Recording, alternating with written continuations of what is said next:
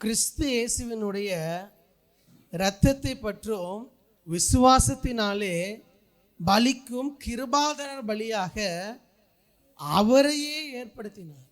எப்படி நம்மை நீதிமானாக மாற்றுகிறார்? தேவன் எந்த அளவுக்கு உண்மை உள்ளவரோ அன்புள்ளவரோ அதே அளவுக்கு தேவன் நீதி உள்ளவரும் கூட. God is love, at the same time God is just.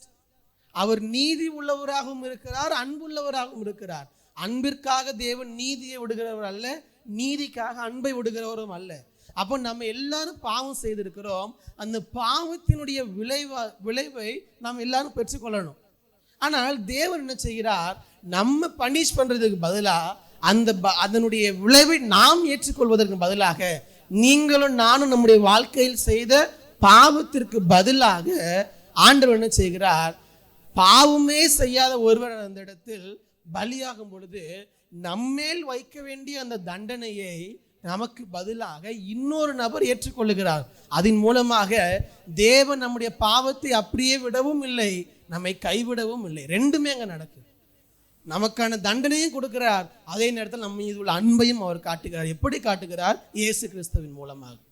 இயேசு கிறிஸ்து எந்த பாவமும் செய்யாதவராக, அதைத்தான் வாசகம் சொல்லுகிறது, இயேசு கிறிஸ்துவனுடைய ரத்தம் கிருபாதார பலியாக அவர் ஏற்படுத்துகிறார். கிருபாதார பலி அப்படி என்றால் அவர் பாவம் செய்யல, நீங்களும் நானும் செய்த பாவத்திற்காக, செய்கிற பாவத்திற்காக கிருபாதார பலியாக கிறிஸ்துவை 2000 ஆண்டுகளுக்கு முன்பதாக என்ன பண்றார்?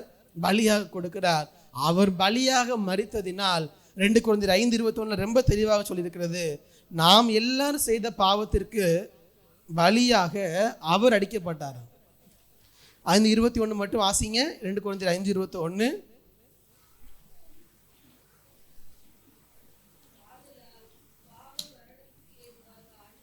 2 கொரிந்தியர் 5:21 ஆண்டி. கரெக்ட். நாம் அவருக்குள் தேவனுடைய நீதியாகும்படிக்கு பாவம் அறியாத அவரை நமக்காக பாவமாக்கினார். நம்ம எல்லாரும் தேவனுடைய பார்வையில் நீதிமானாய் மாறுவதற்காக பாவமே அறியாத கிறிஸ்து என்ன பண்ணாரா? நமக்காக பாவமானார். அப்போ நீங்களும் நானும் நீதிமானாக தேவனுடைய பார்வையில் மாற்றப்படுவதற்கு ஒன்னே ஒண்ணுதான், கிறிஸ்து சிலுவையில் மரித்ததினால், அவர் கிருபாதார பலியாக மரித்ததின் மூலமாக நீங்களும் நான் என்ன ஆயிருக்கோம் அப்படின்னா நீதிமான்களாக மாறி இருக்கிறோம். 3 காரியம் சொன்னேன்.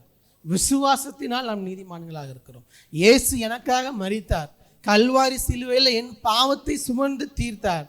இனி நான் பாவி அல்ல, கிறிஸ்துவின் இரத்தத்தின் மூலமாக நான் தேவனுடைய பார்வையில் நீதிமானாக்கப்பட்டிருக்கிறேன் என்கிற விசுவாசம் மாத்திரம் போதும் நம்மை தேவன் நீதிமானாக மாற்றுகிறார்.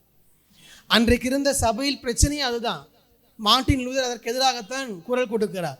சபையில் இயேசு கிறிஸ்து மாத்திரம் அல்ல, இயேசு கிறிஸ்துவோடு கூட அவர் மேல் இருக்கக்கூடிய விசுவாசத்தோடு கூட நீங்கள் இந்தந்த சடங்காச்சாரங்களை எல்லாம் பின்பற்ற வேண்டும், இந்தந்த முறைமைகளை எல்லாம் பின்பற்ற வேண்டும், அப்பொழுதுதான் நீங்கள் நீதிமான்கள் ஆக்கப்படுவீர்கள் என்று சபையில் பல முறைகளை பின்பற்றி கொண்டிருக்கிறார்கள்.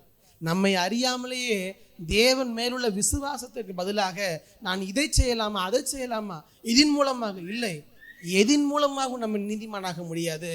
அவர் மேல் வைக்கிற விசுவாசத்தினால், அவருடைய கிருபையினாலோ, கிறிஸ்து நமக்காக சிலுவையில் பலியானதினால் மாத்திரம்தான் நீங்களும் நானும் தேவனுடைய பார்வையில் நீதிமான்களாக மாற்றப்பட்டிருக்கிறோம். அல்லேலூயா, அல்லேலூயா. வாசிப்பதில் என்ன பிரச்சனைன்னா, விசுவாசத்தினால கிருபையினால் நீதிமானாக்கப்பட்டிருக்கிறோம். அப்படி என்றால் அப்போ நம்ம எப்படி வேண்டுமானாலும் வாழலாமா என்று கேட்டால் அதுதான் இல்லை. அதை புரிந்து கொள்ள வேண்டும். இதனுடைய அடுத்த எக்ஸ்ட்ரீமுக்கு நிறைய பேர் போகிறதுனால தான் யாருமே இதை ப்ரீச் பண்ணுறதே இல்லை.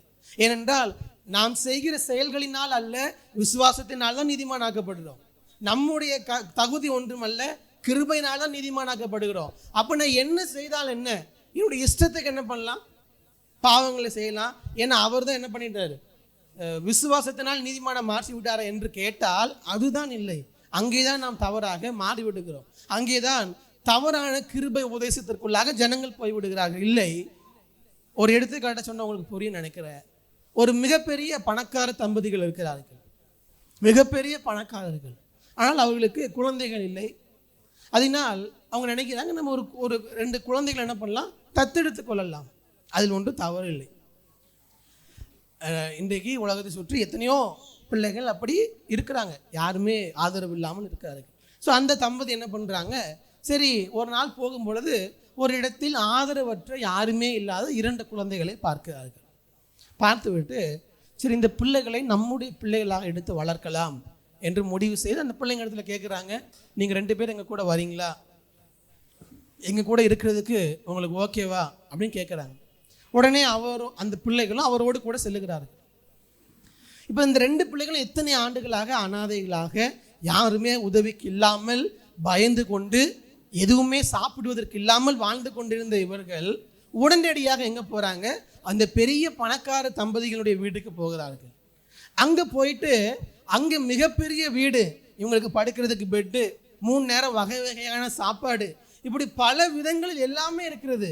ஆனால் இந்த 2 பிள்ளைகள் என்ன பண்ணல அப்படின்னா எதையுமே பண்ண மாட்டேங்கிறாங்க, பயந்து கொண்டே இருக்கிறாரு. உடனே அவங்க சொல்கிறாங்க, இது வரைக்கும் நீங்கள் யார்?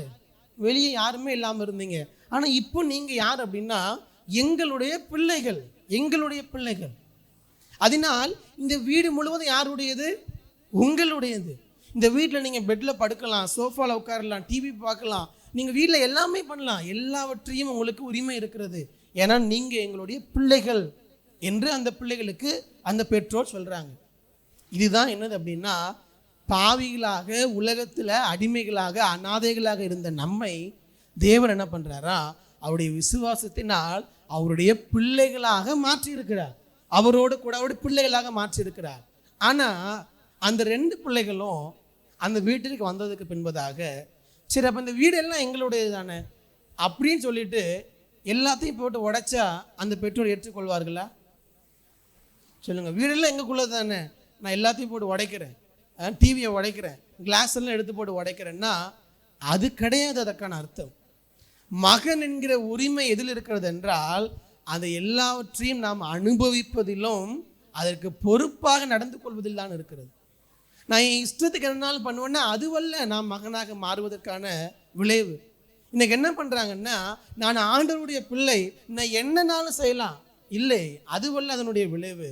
நான் ஆண்டவருடைய பிள்ளை, அவர் என்னை விசுவாசத்தினால், நான் அனாதையாக இருந்தேன், நான் அவருடைய பிள்ளையாக மாறுவதற்கு எந்த தகுதியும் இல்லை.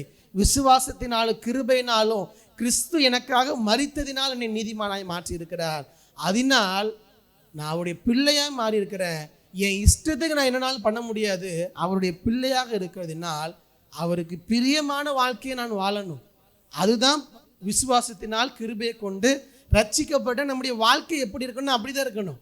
மீண்டும் மீண்டும் நான் பாவத்தையே செய்து கொண்டு இருப்பேன், மீண்டும் மீண்டும் பாவத்தில் இருப்பேன்னா நாம் இன்னும் அவருடைய பிள்ளையாக மனதளவில் மாறவில்லை, இன்னும் அவருடைய பிள்ளையாக மாறவில்லை, நம்முடைய இஷ்டத்துக்கு வாழ்ந்து கொண்டு இருக்கிறோம். இல்லை, அவர் நீதிமானாய் மாற்றியிருக்கிறார் என்றால் அந்த நீதிமானுக்கு ஏற்ற வாழ்க்கை நம்முடைய வாழ்க்கையில் தெரிய வேண்டும். ஏனென்றால் என்றைக்கு ரட்சிக்கப்பட்டமோ அன்றைக்கே பரிசுத்த ஆவியானவர் நம்முடைய இதயத்தை தருகிறார். அந்த பரிசுத்த ஆவியானவர் நாம் நடக்க வேண்டிய வழியிலே ஒவ்வொரு நாளும் நம்மை நடத்துகிறார். பல நேரங்களில் நாம் விழுந்து போகிறோம், இல்லை என்று சொல்லவில்லை. ஆனால் விழுந்து போனாலும் பரிசுத்த ஆவியானவர் மீண்டும் நம்மை எழுப்புகிறார். நம்ம விழுந்து போகிறதுனால் தேவன் நம்மை விட்டு விடுகிறவர் அல்ல, அவர் நம்மை நீதிமானாகத்தான் பார்க்கிறார். நம்மை மீண்டும் எழுப்புகிறார், மீண்டும் அவருக்கு பிரியமாய் ஒரு நீதிமான் எப்படி வாழ வேண்டும் என்று ஒவ்வொரு நாளும் அவர் நமக்கு கற்றுக் கொடுத்து அவருக்கு ஏற்றவர்களாக நம்மை மாற்றிக்கொண்டே இருக்கிறார் ஒவ்வொரு நாளும். அதை மறந்து விடக்கூடாது. அதனால் நம்மை நீதிமான மாற்றுவதற்கு அவர் கிருபாதார பலியாக சிலுவையில் அடிக்கப்பட்டார். இந்த காலை ஆராதனையை முடிக்கிற இந்த நேரத்தில் திருவிருந்துக்கு நம்ம போகிறதுக்கு முன்னாடி நம்ம ஒவ்வொருவரும் நம்முடைய வாழ்க்கையை சற்று திரும்பி பார்ப்போம். ஆண்டவரே, நான் நீதிமானாக மாறுவதற்கு, நான் உங்கள் பார்வையில் நீதிமானாக மாறுறதுக்கு எனக்கு எந்த வகையிலும் தகுதியே கிடையாது, எந்த வகையிலும். ஆனால் உம்முடைய கிருபையினால் விசுவாசத்தினால் நீர் சிலுவையிலே அடிக்கப்பட்டதினால் என்னை நீதிமானாக மாற்றி இருக்கிறீர்.